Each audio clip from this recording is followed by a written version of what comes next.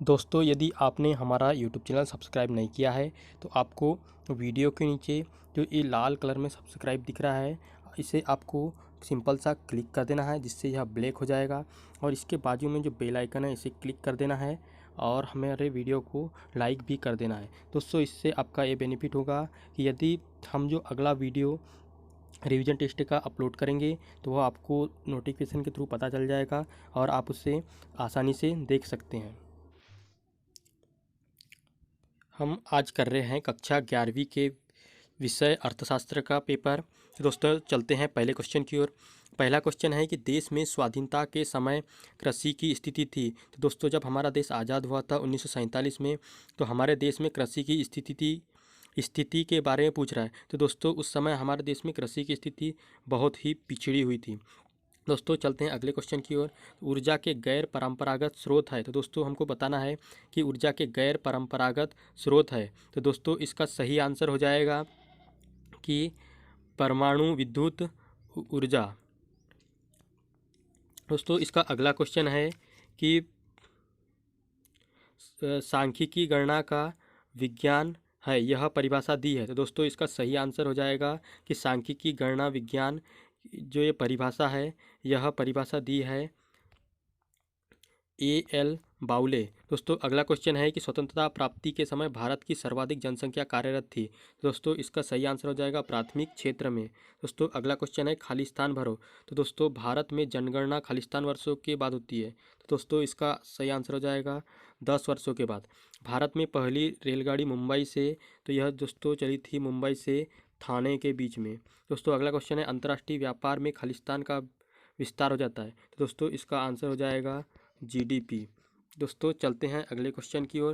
दोस्तों, अगले क्वेश्चन में पूछा है कि मौसमी बेरोजगारी खालिस्तान के क्षेत्र में पाई जाती है। तो दोस्तों, इसका सही आंसर हो जाएगा कि मौसमी बेरोजगारी है तो यह पाई जाती है कृषि के क्षेत्र में। दोस्तों, जैसे कि देखते हैं आप, कृषि के क्षेत्र में कुछ समय काम रहता है, उसके बाद में लोग बेरोजगार हो जाते हैं। तो दोस्तों, इसे मौसमी बेरोजगारी कहा जाता है। दोस्तों, अगला क्वेश्चन है कि सत्य असत्य बताना है हमें। तो सत्य असत्य में पहला हो जाएगा भारत में औपनिवेशिक नीति का अच्छा प्रभाव पड़ा। तो दोस्तों, भारत में औपनिवेशिक नीति का मतलब होता है कि जब हमारे देश में अंग्रेजों और विभिन्न विदेशी आक्रमणकारियों का राज चला, तो उस समय क्या हमारे देश का उस पर अच्छा प्रभाव पड़ा। तो दोस्तों, इसका असत्य आ जाएगा, क्योंकि उन्होंने हमारी अर्थव्यवस्था को पूरी तरह चरमरा के रख दिया था। दोस्तों, अगला क्वेश्चन है कि वर्तमान में योजना आयोग को समाप्त कर दिया गया है। तो दोस्तों, इसका सही आंसर हो जाएगा कि 2015 में योजना आयोग को समाप्त कर नीति आयोग में परिवर्तित कर दिया गया था। दोस्तों, अगला क्वेश्चन है कि कुटीर उद्योग में स्थानीय मांग को पूरा करते हैं।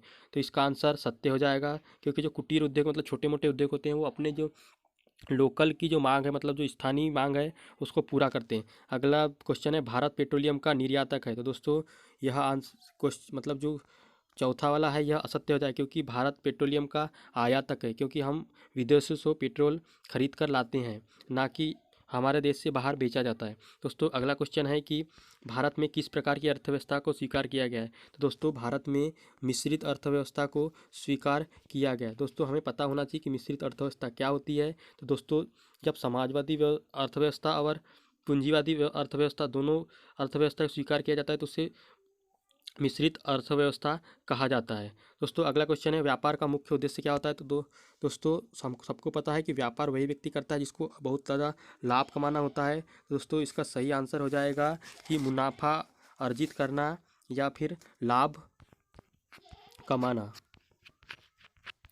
दोस्तों, अगला क्वेश्चन है कि पूरे विश्व को एक सत्ता के रूप में मानने को क्या कहा जाता है। तो इसका सही आंसर हो जाएगा कि पूरे विश्व को एक सत्ता के रूप में मानना मतलब वैश्वीकरण हो जाएगा। दोस्तों, अगला क्वेश्चन है कि पवन ऊर्जा कैसा स्रोत है। तो दोस्तों, पवन ऊर्जा नवीकरणीय स्रोत है, क्योंकि दोस्तों जो हवा है, जैसे कि हम पवन चक्की का उपयोग करते हैं, तो वह मतलब हर समय उसका उपयोग किया जा सकता है। तो दोस्तों, इसे नवीकरणीय ऊर्जा स्रोत कहते हैं। दोस्तों, यदि आपने हमारा यूट्यूब चैनल सब्सक्राइब नहीं किया हो तो प्लीज़ हमारे यूट्यूब चैनल को सब्सक्राइब कर ले, जिससे जब जो हम आने वाले वीडियो अपलोड करेंगे रिवीजन टेस्ट पेपर के, तो आपको नोटिफिकेशन आ जाएगा और आप उसे आसानी से देख सकते हैं।